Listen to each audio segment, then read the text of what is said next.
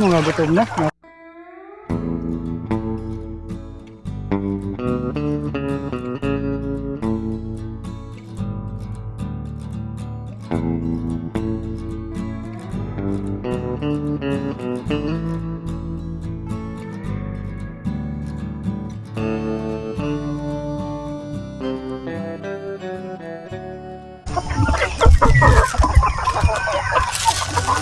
Isang magandang araw sa inyo lahat, mga kaparmers.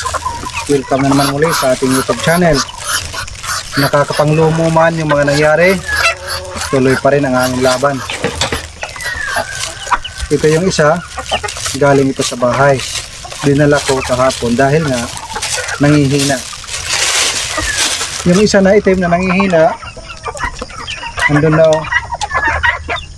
ayos na, mga kaparmers. Ito na lang ang problema, mga kaparmers. Talagang ayaw lumakad.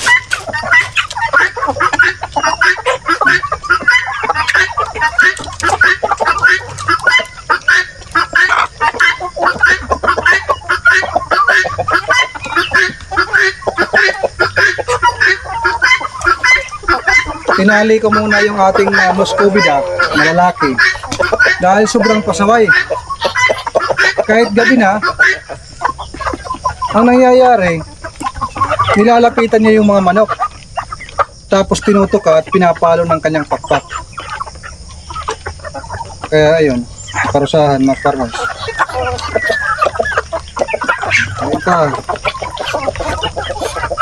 Dalawa yung BPR, mga farmers, kaso namatay yung isa.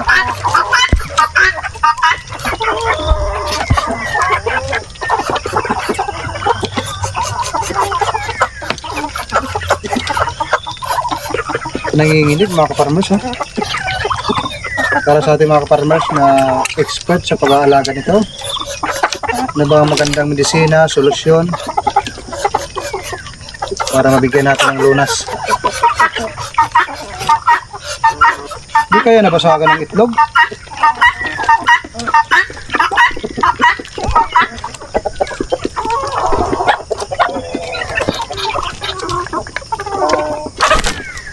Nabasagan ng itlog? Bubuhay po kaya ito, ka-farmers? Nabasag yung itlog? Oh, ito yung pinaka, yung parang shell niya na ano, na malambot pa. Ito yun, oh.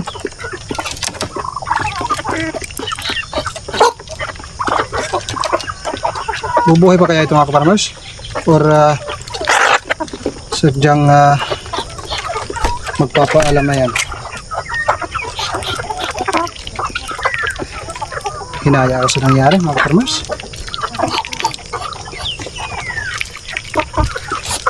Na nakita ko yung mga manok na ito kahapon, masayang masaya ako.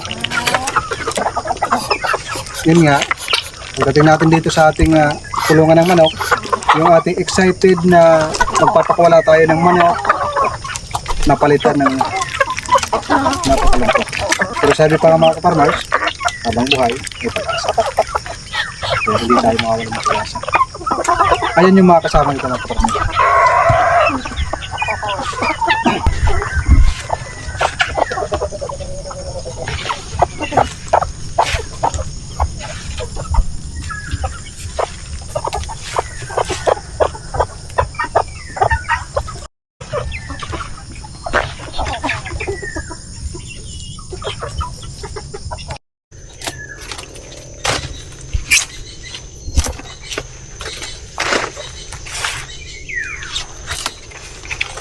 Harvest tayo ng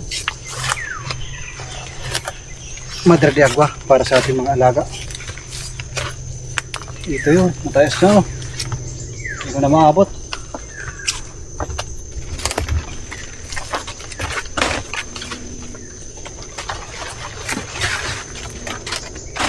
Ito muna sa baba. Huwag muna natin sabay-sabayin.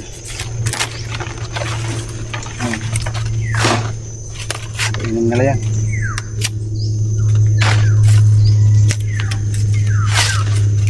Putulan natin para magkaroon ng maraming sanga.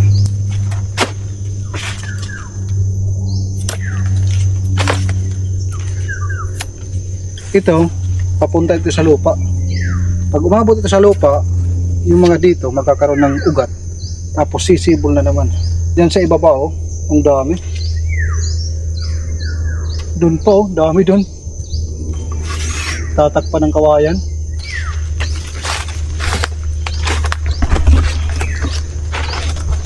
Hanggang ngayon, nangihina pa rin ako sa nangyayari mga kaparmer, sa totoo lang. Nawala na akong nanggana magtrabaho. Pero nilalakasan ko ang aking loob. Pagsubok lang yan mga kaparmers. Pampalakas ng ating loob. Kung walang pagsubok, hindi lalakas ang ating loob. Sa bawat pagsubok na atin nalalampasan, yan po ang nagpapatibay sa atin.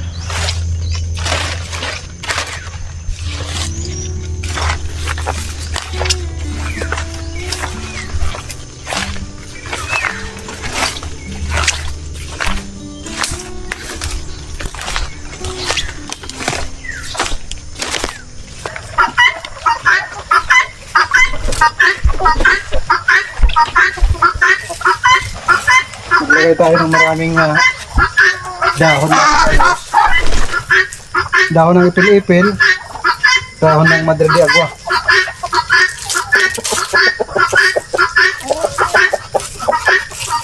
Mas mainam kasi na mayroon silang tinutuka, mayroon silang libangan mga kaparmers.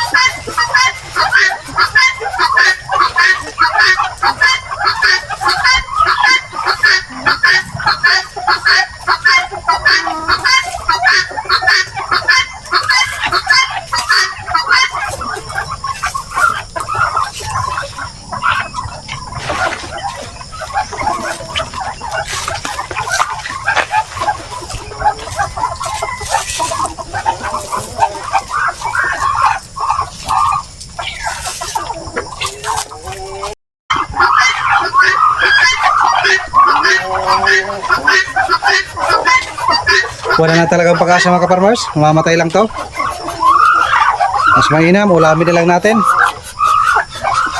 Sayang mga kaparmers, nabasagan ng itlog. Nagbibigyan ko ng mga ilang oras mga kaparmers. Nalagay ko dito sa malapit sa inuman. Pag hindi, mamayang hapon dalhin natin at ulam ang kalalabasan nito. Hindi rin nasayang kasi mga ulam naman. Kagandahan sa ating nabilhan, sinat ko siya, tinawagan, sinindan ko ng picture yung ating ibinayad na 18,000, binalik niya yung 7,000. Napakabait pa rin sir, kasi kung iba medyo malabo na, kaya sabihin nila buhay ng kinuha natin. Pero tulad ng aking nabanggit, may kasalanan ako, may kasalanan din sila. Maraming salamat pala sa pag-intindi ni Sir Loloy. God bless po sa iyo. Napakabuti ng tao.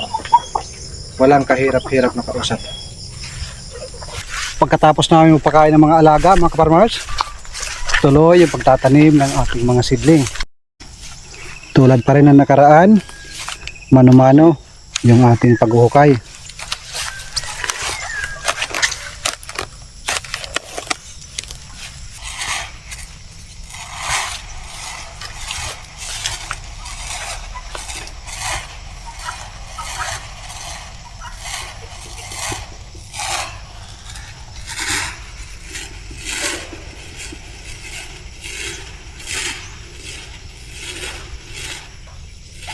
Oops. Ramgo seeds mga kaparmers, ampalaya.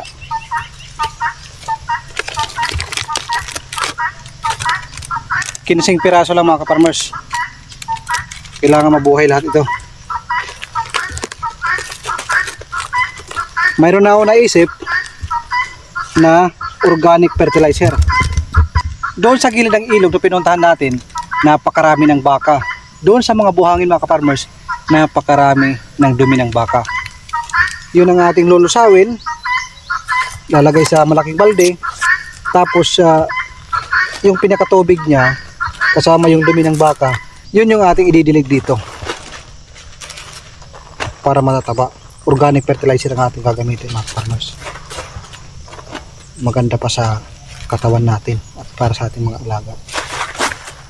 Marami din mga farmers, libre.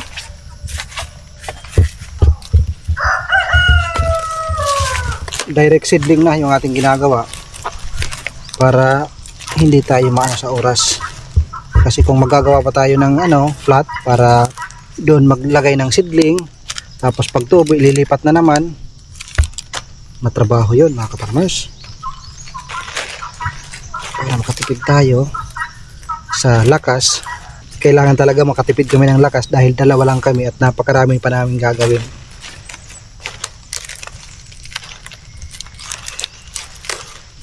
Kahit ganito lang ito mga kaparmers, malaki ang tulong niya. Kasi makikita nyo, nagmo-moist. Ayan o. Ayan. Nagmo-moist siya. Pag moist niyan, ibabalik sa lupa yung tubig at hindi matutuyo yung lupa mga kaparmers.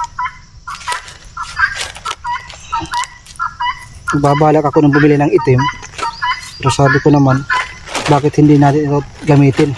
Tingnan lang natin kung okay ba o hindi. Wala naman na mawawala kung magta-try. Sayang din kung hindi gagamitin. Dala ko pa naman ito galing Qatar pa.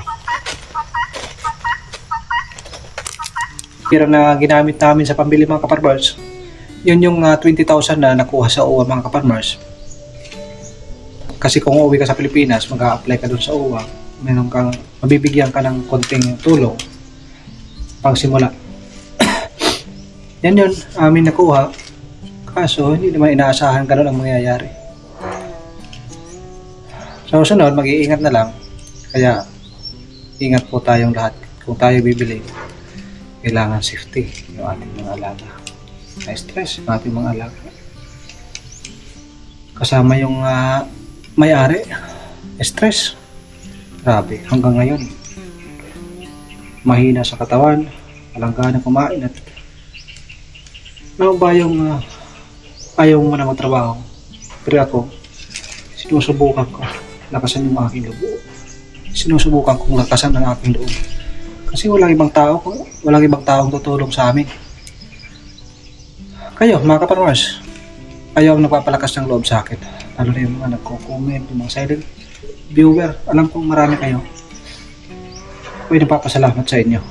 Nababasa ko lang ang iyong mga comment. Minsan, tumatayo yung aking balahibo. Sabi ko sa sarili ko, sabi ko sa kapatid ko, buti pa yung mga ibang tao na appreciate yung ating ginagawa. Pero minsan kadugo mo pa, kaibigan mo pa, hindi sila bibilib sa'yo. Yan na yan, bibilib sila pag makita ka na successful ang yung ginagawa. Pero sa ngayon, wala akong bibilib sa amin. Pero ito, nakita nila yung triangle house. Doon sila, parang nabibilib na sila. Sa una sabihin ako, wala yan. Walang kita dyan sa farm. Papaud ka lang, lalabas ka lang ng pera. Hindi na lang ako umiimik. Iisip ko na lang. Hindi naman tayo pareho ng isip. Hindi tayo pareho ng diskarte. Yun lang ang nasa isip ko. Balis kasi yung kapatid ko kaya hindi ko maiwasan na paglabas ng hinanakit. Hindi naman hinanakit, yung nasa dibdib ko lang. So alam mo mga kaparmers, hindi kami taga rito. Taga Barobolite kayo mga kaparmers. Kapag asawa lang ako ng taga rito. Yung mga nakapaikot ng mga tao dyan, hindi namin kilala yan. Pero sabi ko sa kapatid ko, basta't marunong ka lang makisama, lahat kaibigan natin yan. Sabi ko sa kapatid ko, matulog na tayo dito. Kasi kung uwi kami palagi, kulang yung oras. Gusto ko, alas 4 pa lang, mag-isimula na kayo magtrabaho. Tapos pagka alas 10, dahil mainit na, sisilong na at maghahanda na ng pagkain. Yun sana ang gusto ko. So, sunod ng mga araw mga ka-farmers, pipilitin ko. Dito naman natili. Maraming rason kaya ginagawa ko ito mga ka-farmers. Pinakaunang rason dyan, ito yung aking for good business. Gusto kong maging successful ito. Gusto ko ipakita sa inyo na simula sa masukal hanggang malinis natin, nagtanim tayo ng mga gulay, nakapagtayo tayo ng bahay, ipakita ko sa inyo na kinaya natin. Pangalawa mga ka-farmers, gusto kong makasama yung aking mga mahal sa buhay, yung aking mga anak. Kaya kung gustong maging maganda dito, maraming alaga, maraming tanim, kasi gusto ko, pag Sabado at Linggo, dito yung aking pamilya. Dito makikita ko, mayroong maliit na swimming pool, yung aking mga anak, nakikita ko. At yung aking mga kapatid, invite ko dito kayo mag-iihaw-ihaw. Para mag-tipon-tipon ba? Yun ang aking nasa isip ko. Ito na yung aking brother. Ano? Andun siya? Kaya naman binigay? Hindi ko kilala. Sino? Butang na dito mata. Malagi. Lagas-lagas na. Ano sa'yo? Ano ko dito? Kabuha ko sa Bidiri. Matay na yung biyahe. Ano ko, paraon sa Bidiri.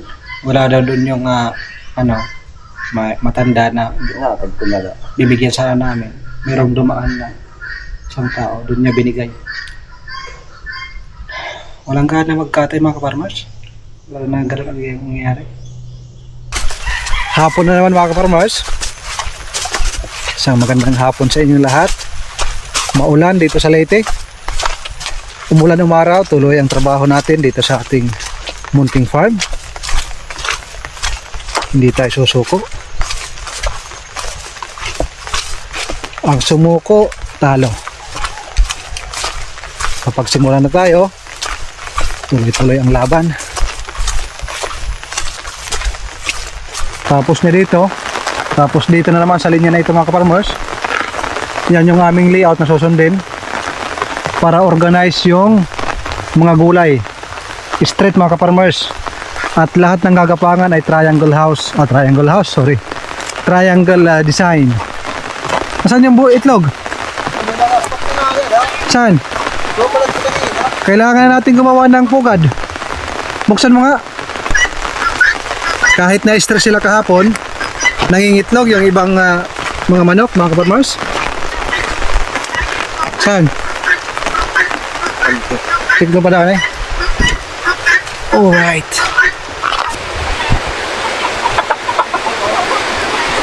Buha tayo ng tungtungan nila dito. Oh. Meron na mga ka-farmers.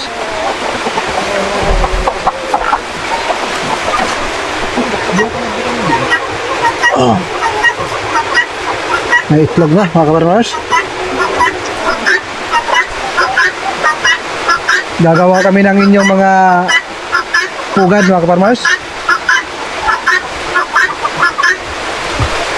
Behave yung ating mga alaga oh. Yung ating palaka, walang tigil sa kakakukak-kukak.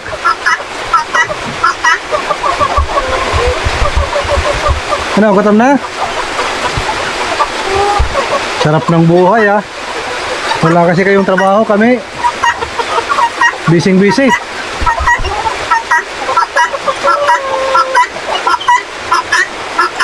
Congratulations, nangitlog na kayo. Kanina, doon sa Leyte, Rhode Island rin, mayroon akong nakita na nag-post at minessage ko kung magkano yung RTL. Mayroon nag-reply, sabi niya 650. Panalo na mga ka-farmers. Sisilipin ko at titingnan natin yung katawan kung tama ba sa timbang or tama ba yung laki.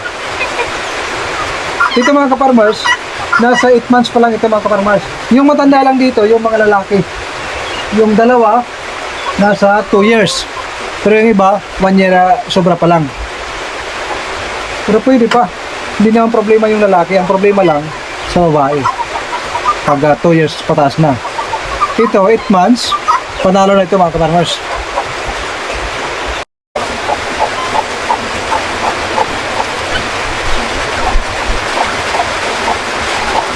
Dito mga kaparmers, ibibenta ko ito sa ating munting sari-sari store. Ang itlog dito is nasa 12 sa retail. Binta natin ng 10 mga kaparmers. Para hindi mabigitan yung ating mga kapitbahay. Akala ko mag-i-stop sila mga itlog. Yung iba hindi pa nangingitlog mga kaparmers kasi kahapon sa travel na-stress. Mag-a-adjust pa yan. Kasi bagong location, bagong pagkain, at maninibago sila dito at na-stress sa travel mga kaparmers. Habang maulan mga kaparmers, preparation tayo para sa pagkain ng ating mga alaga.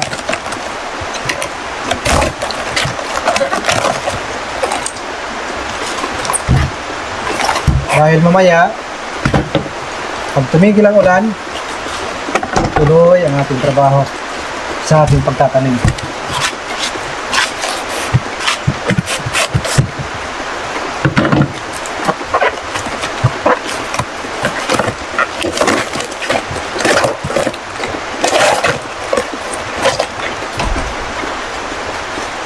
Sakto na yan sa kanila. Mas.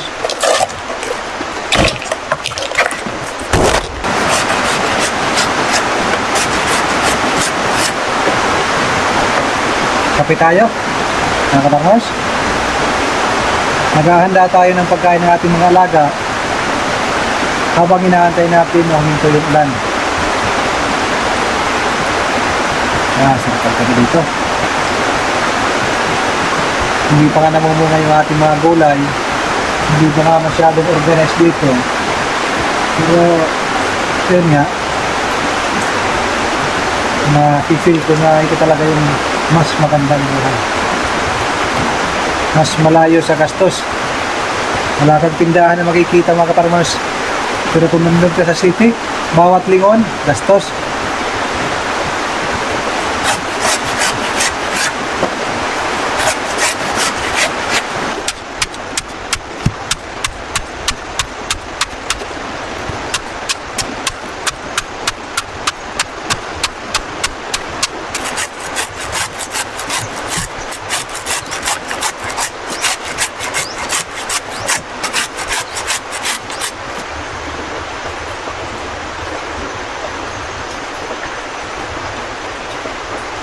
Marami na yung kailangan natin i-prepare na mga pagkain ng ating mga alaga mga kaparmers. Ito, puno ng saging, ipil-ipil. Yung mga hindi na naubos kayo ng umaga na ating sinabit, bibigay natin. Saka itong mga madre de agua na mayroong mga natira, chop natin para walang sayang mga kaparmers.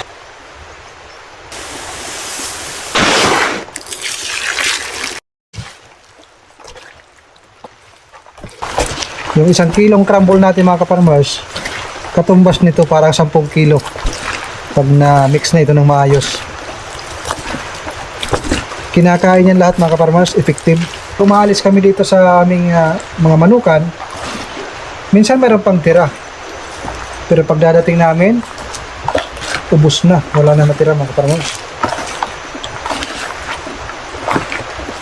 Dami, halos mapuno yung planggana.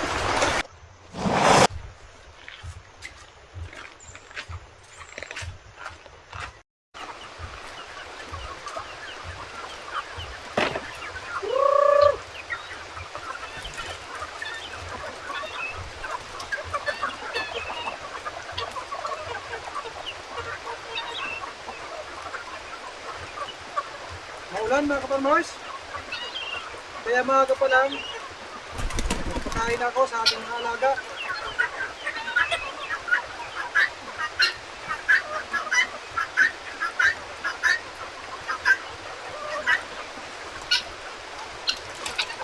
Grabe, lakas ng ulan, ayaw tumigil.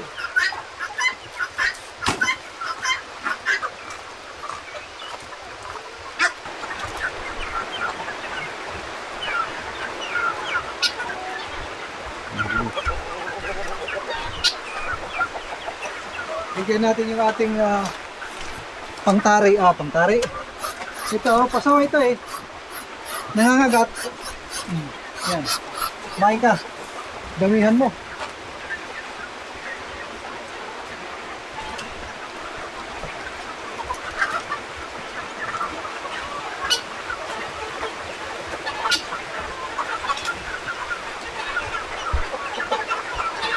Kunti lang yung inilagay ko doon dahil maulan. Ang gagawin ko dito, lalagyan ko siya ng bubong para habang kumakain yung ating mga manok ay hindi naulanan at yung ating pagkain ng manok ay hindi mababasa. Kasi magiging lapsaw yan mga kaparmers. Matutubigan. Kaya dito ko na lang sila pinag-ikulyukan. Oh, dito sila.